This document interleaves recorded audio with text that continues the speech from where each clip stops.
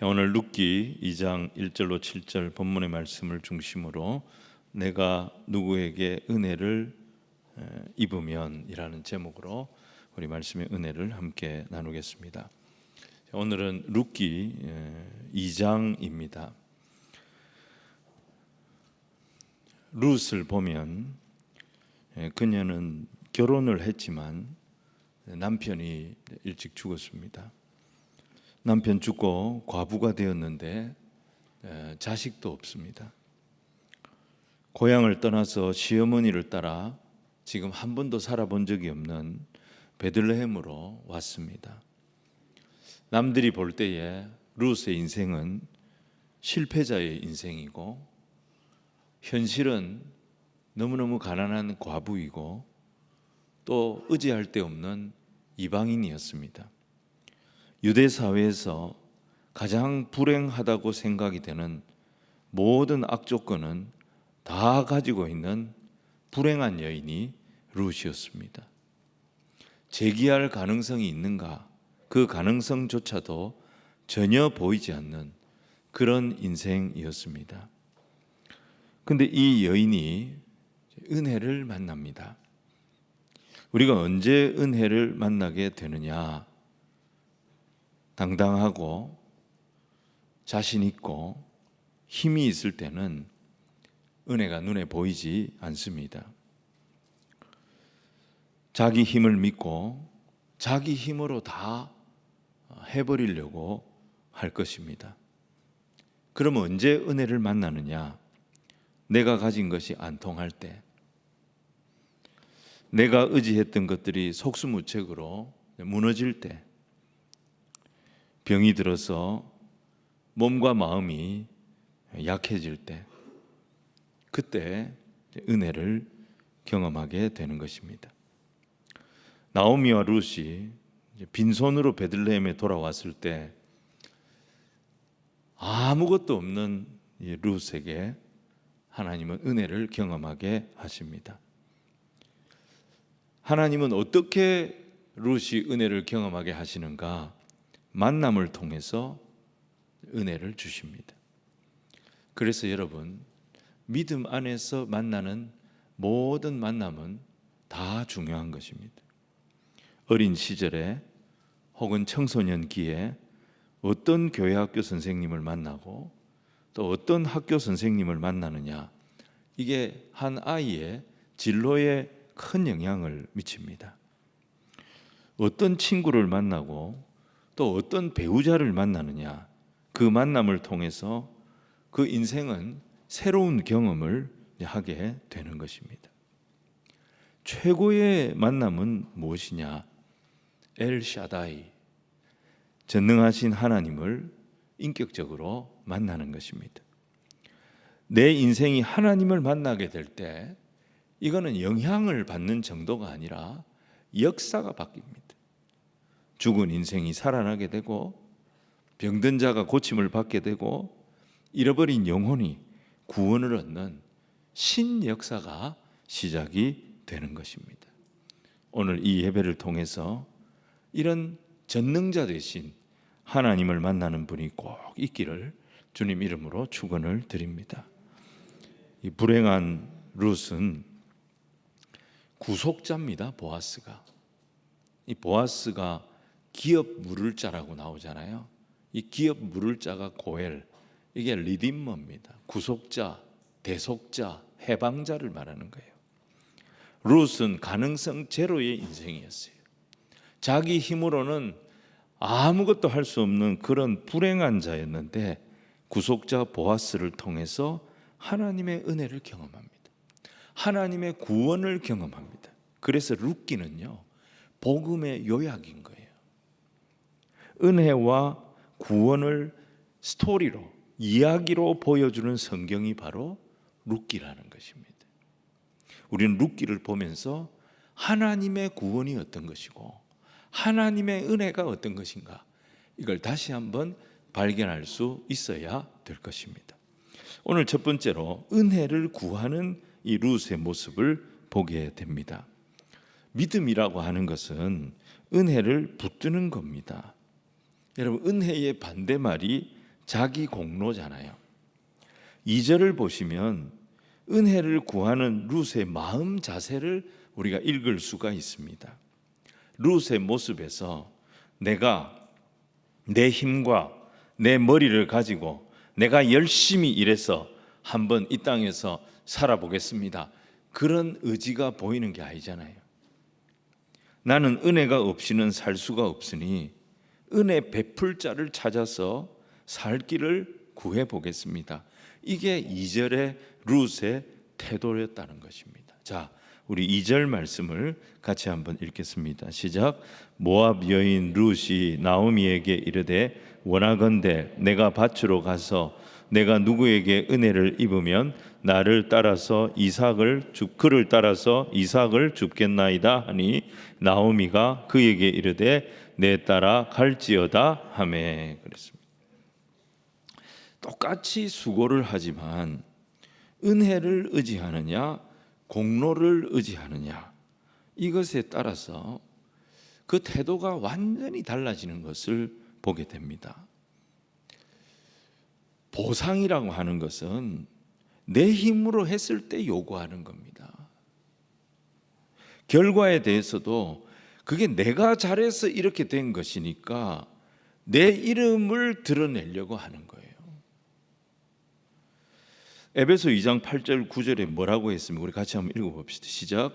너희는 그 은혜에 의하여 믿음으로 말미암아 구원을 받았으니 이것은 너희에게서 난 것이 아니요 하나님의 선물이라. 행위에서 난 것이 아니니 이는 누구든지 자랑하지 못하게 함이라. 공로라고 하는 것은, 자기 공로라고 하는 것은 결국 자기 자랑으로 가게 돼 있습니다. 여러분, 은혜로 했다는 게 뭡니까? 이게 내 힘으로 된 것이 아니라는 것입니다. 아무리 생각해도 이것은 내 머리에서 나온 게 아니에요. 아무리 생각해도 이것은 내 노력의 결과물이 아니에요.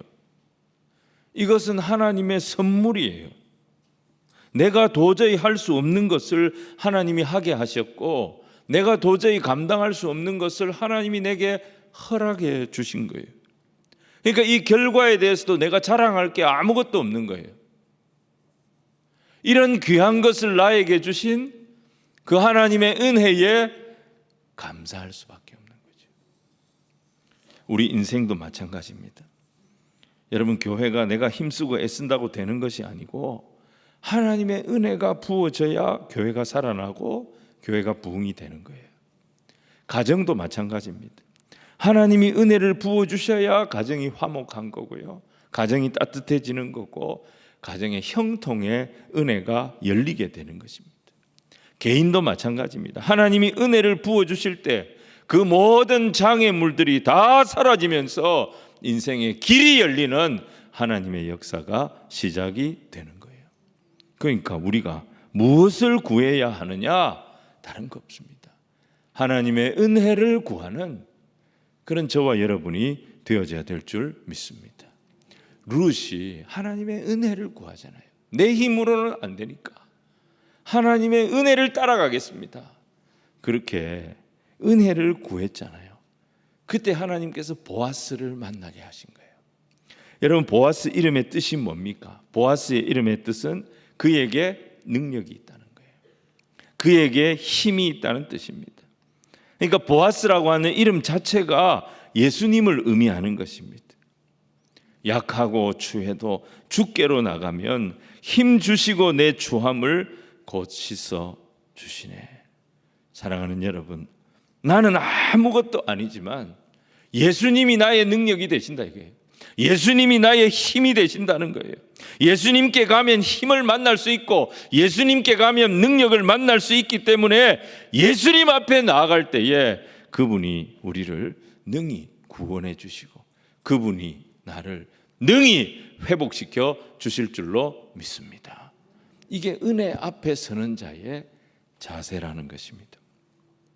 자, 룻이 은혜를 구했더니 하나님 그에게 은혜를 만나게 해주십니다. 3절과 4절을 우리 같이 한번 읽겠습니다. 시작. 룻이 가서 베는 자를 따라 밭에서 이삭을 줍는데 우연히 엘리멜렉의 친족 보아스에게 속한 밭에 이르렀더라. 마침 보아스가 베들레헴에서부터 와서 베는 자들에게 이르되 여호와께서 너희와 함께 하시기를 원하노라 하니 그들이 대답하되 여호와께서 당신에게 복 주시기를 원하나이다 하니라. 여러분, 이거는 그냥 그 보아스와 보아스의 일꾼들 사이에 서로 오고 간 인사말로 볼 수 있습니다. 근데 3절에 보면 무슨 단어가 있냐면 우연히, 룻이 우연히 보아스의 소유된 밭에 들어갔다는 거예요. 근데 마침 그때 4절에 보니까 마침 보아스가 그 밭에 내려온 거예요. 여러분, 우연히, 마침, 이런 표현들은 진짜 우연을 설명하기 위해서 기록된 단어가 아닙니다. 룻이 아무 계산 없이 갔다는 거예요. 보아스가 아무 생각 없이 왔다는 거예요. 그런데 이게 어떻게 된 일이냐? 하나님의 계획 속에서 되어졌다는 거예요. 하나님의 인도하심 속에서 되어졌다는 거예요. 우연히, 마침, 이것은 우연을 말하는 것이 아니라 하나님의 은혜의 방법이었다는 거예요. 우리는 이런 하나님의 은혜를요, 섭리라고 말합니다. 은혜를 구하는 자에게 하나님께서 은혜를 주시는데 정말 값없이 주셔요. 받을 자격이 없는 자에게 하나님께서 이 은혜를 생각지도 못했던 곳에서 부어주시는 거예요. 근데 굳이 말하자면 그 은혜를 담을 수 있는 그릇은 우리가 준비하는 겁니다. 은혜를 담을 수 있는 그릇이 뭐냐? 누구든지 나를 만났을 때 나를 보면 축복하고 싶은 그런 마음이 드는 사람이 되라는 거예요. 그게 은혜를 담는 그릇이 되는 거예요. 오늘 본문에 보면 사람들이 룻을 보면 다 칭찬을 합니다. 사람들이 룻을 보면 다 축복의 말을 합니다. 그녀의 어떤 모습이 사람들의 마음속에 이런 마음을 불러일으켰을까요? 두 가지예요. 하나는 성실이고 하나는 겸손이에요. 여러분, 성실하고 겸손한 사람은 누구든지 다 좋아합니다. 게으르고 교만한 사람 좋아하는 사람 없어요. 룻에게 바로 이런 성실함과 겸손함의 모습이 있었다는 거예요. 얼마나 성실한 사람이었는가? 6절, 7절을 우리가 같이 한번 보겠습니다. 같이 읽습니다. 시작. 베는 자를 거느린 사환이 대답하여 이르되 이는 나오미와 함께 모압 지방에서 돌아온 모압 소녀인데 그의 말이 나로 베는 자를 따라 단 사이에서 이삭을 죽게 하소서 하였고 아침부터 와서는 잠시 집에서 쉰 외에 지금까지 계속하는 중이니이다. 보아스가 한 열심히 일하는 이 젊은 여성이 자기 눈에 딱 들어온 거예요. 저 사람이 누구냐? 그렇게 일꾼들을 거느린 자기 부하에게 물어본 거예요. 근데 이 사람이 뭐라고 얘기했느냐? 나오미가 모압에서 돌아올 때 데리고 온 그의 며느리 모압 여자입니다. 근데 얼마나 사람이 부지런한지요. 아침부터 와가지고 지금까지 일하는데 잠깐 집에 갔다 온 것 외에는 저렇게 열심히 이삭을 줍습니다. 일하는 사람들이 이 룻을 향하여 칭찬의 말을 한 거예요. 축복의 말을 한 거예요. 왜? 너무 성실한 거예요. 너무 부지런한 거예요. 그 시어머니를 위하여 양식을 준비하는 이 며느리의 모습이 너무 성실했던 거예요. 여기에 보아스가 감동을 받아가지고 룻을 위해서 3가지 조치를 내립니다. 그게 뭐냐? 하나는 자기 밭에서 계속 이삭을 줄 수 있도록 허락을 해줍니다. 두 번째는 남자들에게 이 약한 여성 룻을 희롱하지 말고 너희들이 보호해 줘야 될 것이다, 이렇게 명령을 합니다. 안전을 보장해 줍니다. 세 번째는 뭐냐? 이삭을 줍다가 목이 마르면 멀리 가지 말고 일꾼들이 자기들이 먹으려고 받아놓은 물이 있는데 이 물 너도 마음껏 마셔도 된다, 특혜를 줍니다. 은혜를 베풀어 준 거죠. 어떻게 이런 은혜를 입습니까? 성실했기 때문이에요. 부지런했기 때문이에요. 자, 이렇게 은혜를 베푸니까 이에 대해서 룻이 어떤 반응을 보입니까? 여기서 우리는 이 룻의 겸손을 봅니다. 10절 말씀을 우리 같이 한번 읽겠습니다. 시작. 얼굴을 땅에 대고 절하며 그에게 이르되 나는 이방 여인이거늘 당신이 어찌하여 내게 은혜를 베푸시며 나를 돌보시나이까. 얼굴이 땅에 닿도록 절을 하면서 감사를 표합니다. 물론 이것은 어떤 이 문화적인 배경에서 나온 그런 인사법이겠습니다만은 이런 겸손의 태도, 성경에 나오는 사람들의 이런 겸손의 태도는 우리가 성경을 읽으면서 우리도 좀 배워야 되는 거예요. 어떤 분들을 보면 교회 안에서 어릴 때부터 이 가정 교육을 잘 받아서 태도 자체가 겸손한 분들이 있어요. 자세 자체가 아주 예의 바른 분들이 있습니다.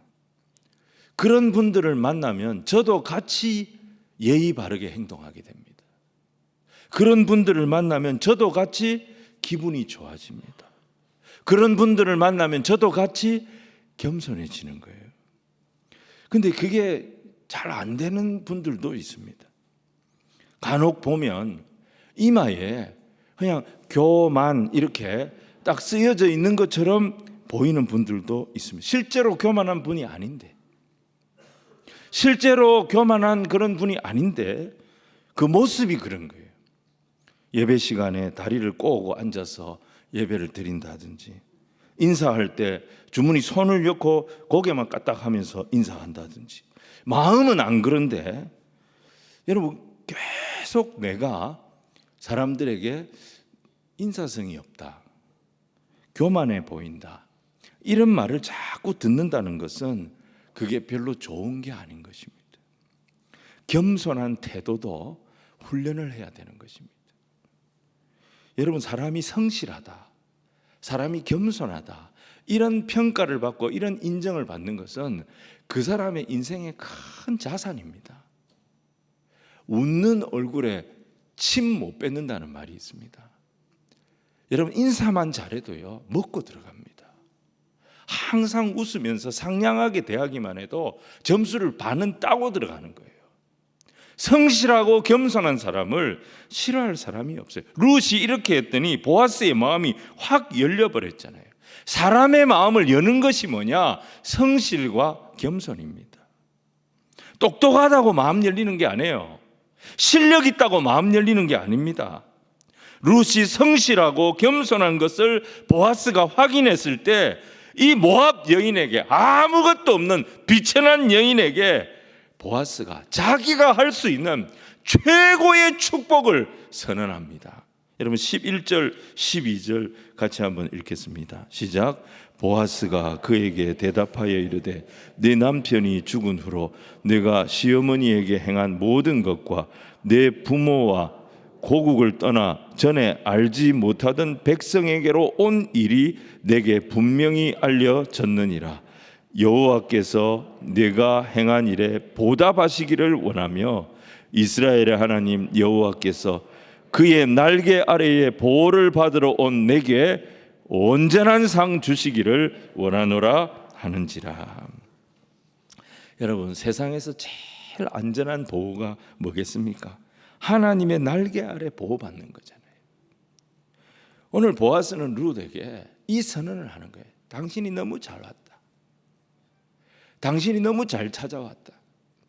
하나님의 날개 그늘 아래 보호받는 당신, 하나님께서 당신을 보호해 주실 거다. 최고의 보호를 선언한 거예요. 여러분, 세상에서 최고로 큰 보상이 어떤 보상이겠어요? 하나님께서 챙겨주시는 보상 아닙니까? 하나님도 겸손한 자에게 은혜 주신다고 하셨어요. 룻이 은혜를 구하고 겸손하고 성실하게 행했더니 만나는 모든 사람들이 룻을 축복했습니다. 그리고 하나님께서 이 보아스를 통해서 최고의 축복 선언을 입게 합니다. 그리고 보아스를 감동케 하셔서 자기가 할 수 있는 배려를 경험하게 해주십니다. 룻이 떡을 먹을 때에 초에 이렇게 찍어서 먹을 수 있도록 초를 제공했습니다. 그리고 볶은 곡식을 먹게 해줬습니다. 아마 최고의 고급 음식이었던 것 같아요. 그리고 자기 하인들에게 절대 룻을 책망하지 못하도록 부탁을 했습니다. 그리고 뭘 시키냐면요, 곡식 다발을 조금씩 은밀하게 흘리라고 그러는 거예요. 룻이 이삭을 줍는 그 밭에다가 곡식 다발을 조금씩 흘려놓으라는 것입니다. 이게 배려입니다. 이게 그냥 주지 않아요. 룻은 자기가 수고해서 그 양식을 취하고 있는 거예요. 근데 룻이 아무리 미천한 여인이지만 룻의 자존심을 생각한 거예요. 보아스는 자존심을 지키면서 충분한 양식, 넉넉한 양식을 거두어 갈 수 있도록 해준 거예요.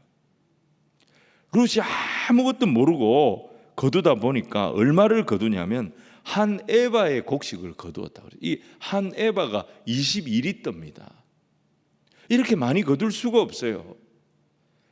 보아스가 아무도 모르게 그렇게 넉넉하게 가져갈 수 있도록 자존심을 지키면서 룻이 떳떳하게 가져갈 수 있도록 챙겨준 거예요. 흘려준 거예요. 여러분, 룻의 강점이 성실과 겸손이었다면 이 보아스의 강점이 뭔지 아십니까? 은밀함과 넉넉함이었어요. 여러분, 우리가 구제할 때 혹은 이웃을 도울 때에 종종 실패하는 이유가 여기에 있습니다. 교회가요, 이 보아스의 지혜를 배워야 합니다. 보아스는 룻이 자기를 알아주기를 원치 않았어요. 자기가 흘려줬다, 내가 당신 많이 챙겨주려고 내 종들에게 시켜가지고 당신이 좀 많이 가져갈 수 있도록 그 내가 해준 거야. 자기가 공치사 받기를 원치 않았다 이 말이에요. 가난한 시어머니하고 사는 이방 며느리의 저녁 식탁이 풍성해지고 그 음식 때문에 그들이 행복감을 느낄 수 있다면 나는 그것으로 충분하다, 이런 마음으로 해준 거예요. 그래서 아무도 모르게 풍성한 양식을 가져갈 수 있도록, 그것도 자존심 상하지 않고 가져갈 수 있도록 은밀하게 배려해 준 거예요. 아무도 모르게 배려해 준 거예요. 여러분, 오늘날 주변에서도 그러고 교회 안에서도 교회가 모든 것을 투명하게 해야 됩니다, 이런 말 하는 소리를 많이 듣습니다. 저도 거기에 100% 동감합니다. 근데 저는 말이죠, 그 투명성보다도 교회가 지켜내야 할 더 귀한 영적인 가치가 있다고 생각합니다. 그게 뭐냐? 여러분, 그게 익명성이에요. 은밀함을 지키는 거예요. 주님과 나만 아는 비밀을 지키는 거예요. 누군가가 이 일을 했는데 이걸 누가 했는지 아무도 몰라요. 이것 때문에 많은 사람들이 혜택을 누리고 이것 때문에 많은 사람들이 편리를 보는데 정작 이걸 누가 했는지, 이 수고를 누가 했는지 아무도 모르는 거예요. 오직 주님만 아시는 거예요. 주님과 나만의 비밀, 아무도 몰라도 사람들이 편하게 사용하고 사람들이 혜택을 누린다면, 그리고 이거 주님과 나만 알고 우리 주님이 이거 다 알고 계시니 나는 그것으로 만족합니다. 이게 익명성이에요. 여러분, 그 교회가 살아있는 교회예요. 오늘 두 번째는 뭐냐면, 오늘 두 가지만 보겠습니다. 오늘 이제 두 번째는 뭐냐면, 룻기에 나오는 이 이삭 줍기에 대해서 좀 생각을 하려고 합니다. 2장의 스토리가 이루어지는 이 장소가 베들레헴 보아스의 밭입니다. 보아스의 밭에서는 지금 보리 추수하고 밀 추수가 한창 이루어지고 있었어요. 요 시기를 안 놓치고 가난한 자들이 이 밭에 찾아와서 추수하면서 떨어지는 이삭을 줍는 거예요. 그래서 자기들의 양식을 얻는 겁니다. 이 모양이 지금 이 룻기의 어떤 모습입니다. 이 이삭 줍기라고 하는 것은 이스라엘에서 가난하고 소외된 이들을 위한 복지 제도였습니다. 여러분, 이 제도가 이미 지금으로부터 3,400년 전에 모세 율법에 다 기록된 내용들이었습니다. 레위기 19장 9절로 10절 말씀 우리 같이 한번 읽겠습니다. 시작. 너희가 너희의 땅에서 곡식을 거둘 때에 너는 밭 모퉁이까지 다 거두지 말고 내 떨어진 이삭도 줍지 말며 내 포도원의 열매를 다 따지 말며 내 포도원에 떨어진 열매도 줍지 말고 가난한 사람과 거류민을 위하여 버려두라. 나는 너희의 하나님 여호와이니라. 농사짓고 추수할 때 성경 이스라엘 백성들에게는 원칙이 있었어요. 세 가지입니다. 첫 번째는 뭐냐? 밭에 그 귀퉁이까지 싹싹 긁어서 추수하지 마라. 두 번째는 뭐냐? 추수하면서 이삭 낫알이 떨어진 거는 줍지 마라. 세 번째 뭐냐? 포도원의 열매를 딸 때도 그 다 따려고 하지 마라. 좀 버려둬라. 세 가지죠. 다 거두지 마라. 떨어진 거 줍지 마라. 버려둬라. 성경은 말이죠, 우리 믿음의 백성들이 이 세상을 살면서 자기를 위해서 너무 악착같이 사는 것을 칭찬하지 않습니다. 하나님 뭐라고 하십니까? 네가 그렇게 악착같이 살지 않아도 내가 너의 하나님이다. 내가 너를 책임진다는 사실을 기억해라. 하나님은 하나님께서 내게 주신 것이지만 하나님께서 내게 주신 것이라고 다 쓸어 담으려고 하지 말라는 것입니다. 어떻게 살아라는 거예요? 좀 흘리면서 살아라는 거예요. 좀 다니면서 좀 흘리고 다니라는 거예요. 저는 얼마나 위로가 되는지 몰라요. 저는 어디 여행을 가든지 어디를 가면 꼭 뭘 흘리고 옵니다. 흘리는 정신.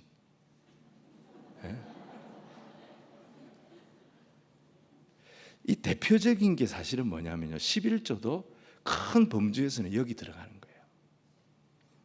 우리는 우리의 소득의 10분의 1을 내 것으로 생각하지 않고 하나님 나라를 위해서 흘려보내는 거예요.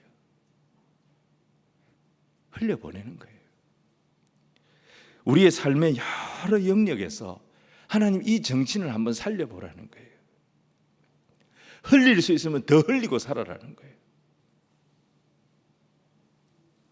하나님 뭐라고 하시면 내가 네 하나님이다. 네가 그렇게 살아도 다른 사람 조금 배려하고 그렇게 악착같이 다 안 챙겨도 내가 네 인생 책임지니까 낭비하면서 살아라는 그런 인생까지 책임지는 게 아니에요. 다른 사람 배려하고 호의를 베풀고 네가 그렇게 살면 그렇게 사는 네 인생은 내가 책임진다. 그 약속하시는 거예요. 자, 비슷한 말씀이 신명기 24장 19절로 21절에도 나옵니다. 같이 한번 읽겠습니다. 시작. 네가 밭에서 곡식을 벨 때에 그 한 묻을 밭에 잊어버렸거든 다시 가서 가져오지 말고 나그네와 고아와 과부를 위하여 남겨두라. 그리하면 내 하나님 여호와께서 내 손으로 하는 모든 일에 복을 내리시리라. 네가 네 감람나무를 떤 후에 그 가지를 다시 살피지 말고 그 남은 것은 객과 고아와 과부를 위하여 남겨두며 네가 내 포도원에 포도를 딴 후에 그 남은 것을 다 따지 말고 객과 고아와 과부를 위하여 남겨두라. 반복되는 말이 뭐죠? 남겨두라는 거예요. 남겨두라는 거예요. 한 묻이라고 하는 것은 곡식 한 단을 말하는 거예요. 추수를 하고 곡식 단을 이래 다 묶어놨는데 다 챙겨왔다고 생각했는데 보니까 한 단을 두고 온 거예요. 이 한 달이 만만찮잖아요. 우리가 어떻게 합니까? 전화해가, 야, 거기 곡식 한 단 그거 안 갖고 온 거 확인해봐, 있는가? 야, 그거 아무도 손 못 대게 해. 내가 지금 가니까. 그래 살지 말라는 거예요. 깜빡 잊고 그냥 두고 왔어요. 그러면 그거 찾으러 가려고 하지 말고, 그거 네 거 아니다. 나그네와 과부와 고아들, 가난한 사람들 위해서 그냥 남겨둬라.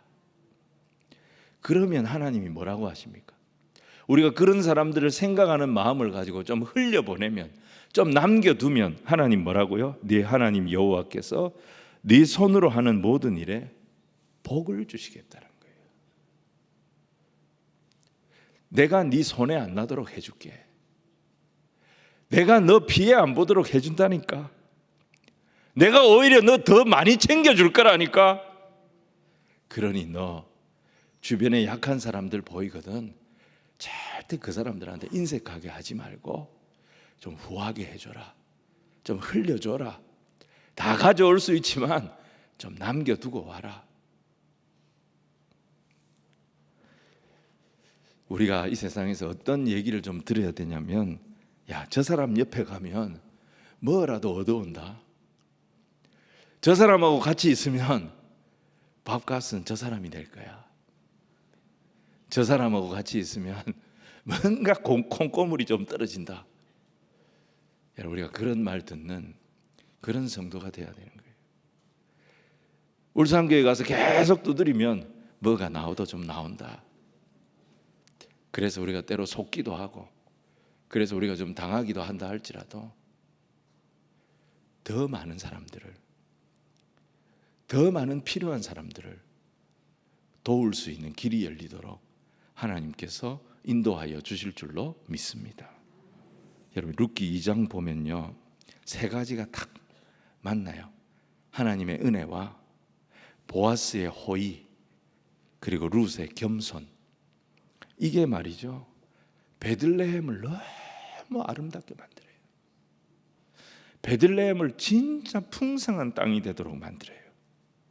근데 우리가 알아야 될 게 뭐냐면, 이 시대가요, 사사시대라는 사실을 기억해야 됩니다. 사사시대가 어떤 시대입니까? 이스라엘 역사의 가장 어두운 시대였어요. 사람들이 다 자기가 법이었어요.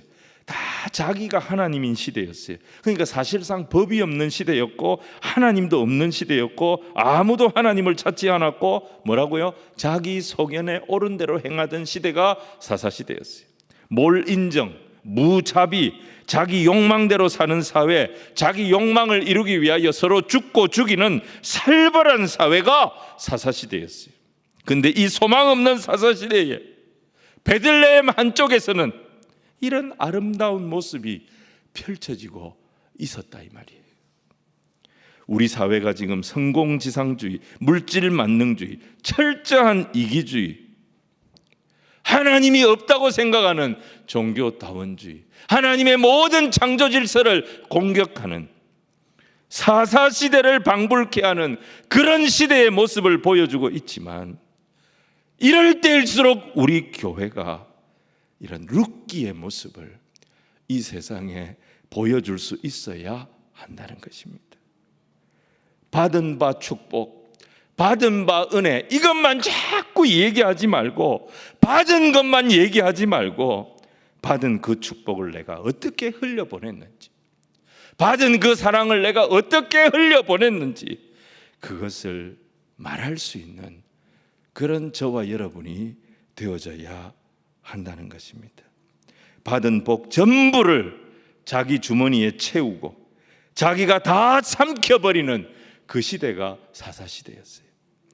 그런 시대에 이 바보 같은 사람들, 이 어리석은 사람들, 보아스 같은 사람은요, 자기 은혜를 계속 밑도 끝도 없이 흘려보내고 있어요.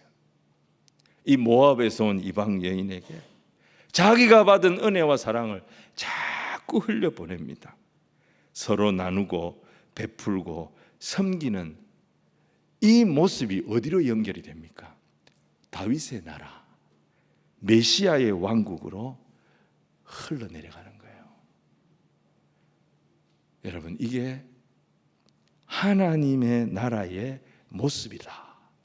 이걸 가르쳐 주는 것이 룻기의 메시지라는 것입니다. 사사기 보면 영웅들이 많이 나옵니다. 온니엘, 입다, 기드온, 여사사 드보라, 삼손. 근데 영웅들이 이렇게 많이 나오는데 왜 그 시대가 그렇게 어둡기만 했을까요? 기적만 있었지 베푸는 것이 없었기 때문입니다. 룻기에는 여러분 기적이 한 번도 안 나옵니다. 나오는 사람들 다 영웅 아니에요. 평범한 소시민들이에요.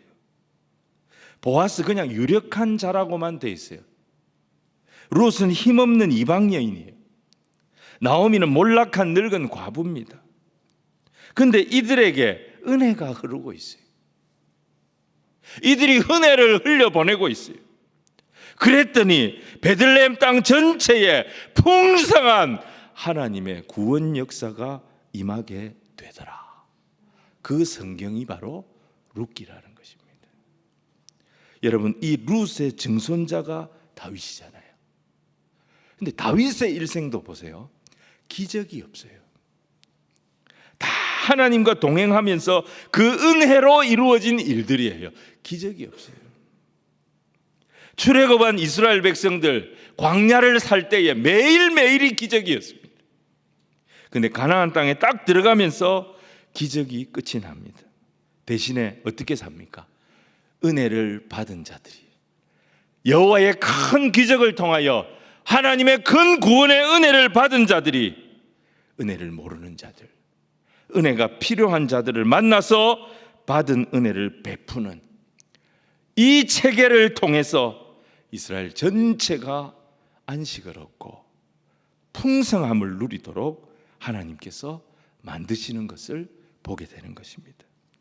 믿음의 초창기에는 하나님께서 기적 같은 은혜를 막 부어주십니다. 그래서 그 기적을 통하여 큰 은혜를 경험한 성도들이 자기가 받은 은혜를 그냥 독점하고 있으면 안 되는 거예요. 내가 이런 은혜를 받았다, 내가 이런 긍휼을 입었다, 그것만 자랑하고 있으면 안 된다는 거예요. 내가 받은 그 은혜를 모르는 사람들을 만나서 그 은혜를 흘려보내주는 거예요. 하나님께 받은 은혜를 흘려보내는 것이 배려인 것입니다. 그래서 이 은혜가 계속 흘러나가서 모두가 은혜의 수혜자가 되도록, 그것이 하나님이 기뻐하시는 교회의 모습, 성도의 모습이라는 것입니다. 그래서 우리의 만남 자체가 축복이 돼야 됩니다. 여러분, 우리가 보통 5가지 만남을 놓고 기도해야 된다, 제가 교회에서 그런 말 굉장히 많이 들었습니다. 5가지 만남의 축복이 뭐예요? 우리가 기도해야 될 5가지만. 첫 번째는 하나님 만나는 거, 두 번째는 좋은 교회, 좋은 목회자 만나는 거, 세 번째는 좋은 어떤 선생님을 만나는 거, 그죠? 네 번째는 좋은 친구를 만나는 거, 마지막 5번째는 좋은 배우자를 만나는 거. 이 5가지 축복이 있으면 그 사람의 인생이 풍성해진다는 것입니다. 그런데 저는 우리 자녀들이 이 5가지 만남의 축복이 있기를 물론 기도합니다. 근데 이것만큼 중요한 것이 뭐냐? 내가 만남의 복이 되는 것입니다. 내가 좋은 친구가 되고 내가 좋은 배우자가 되는 거예요. 그래서 나를 만나는 모든 사람들에게 내가 복이 되는 거예요. 그 사람의 복을 내가 받는 사람이 아니라 내가 그들에게 복을 흘려보내주는 사람이 되는 거예요. 맨날 앉을 때마다 받은 것 자랑하는 것이 아니라 베풀고 나눌 수 있는 축복의 통로가 되었다는 사실을 감사하고 자랑할 수 있는 그런 성도들이 돼야 되는 거예요. 여러분, 장학금 받는 것도 굉장히 감사하고 자랑스러운 일이잖아요. 근데 거기서 한 걸음 더 나가가지고, 하나님, 제가 이런 장학금 받았는데 너무 감사합니다. 제가 앞으로 말이죠, 이런 장학금을요, 제가 받은 이런 장학금을요, 제가 100명의 학생들에게 흘려보내줄 수 있는 그런 축복의 통로가 되게 하여 주시옵소서. 여러분, 이게 진짜 복인 것입니다. 하나님은 그런 사람 찾으십니다. 축복의 통로가 되기를 원하는 그 사람에게 하나님께서 부어주시고, 그 사람을 통하여 하나님의 복이 계속 나누어져서 전체가 유익을 경험하도록 우리 하나님 그런 나라, 그런 교회, 그런 세상 만드시기를 기뻐하신다는 것입니다. 우리 성도님들 날마다 룻과 같이 겸손하고 성실한 모습으로 하나님의 은혜를 늘 구하시기 바랍니다. 그리고 보아스처럼 은밀하고 넉넉하게 받은 은혜를 자랑만 할 것이 아니라 그 은혜를 계속 흘려보내시는 그런 성도님들이 되셔서 우리 교회가, 우리 성도들이 이 사사시대와 같은 강팍한 세대 가운데서도 하나님의 축복의 통로로 하나님의 긍휼과 사랑을 계속 흘려보내는, 그래서 하나님의 손에 붙들려 쓰임받는 그런 성도, 그런 교회 다 되시기를 주님 이름으로 축원을 드립니다.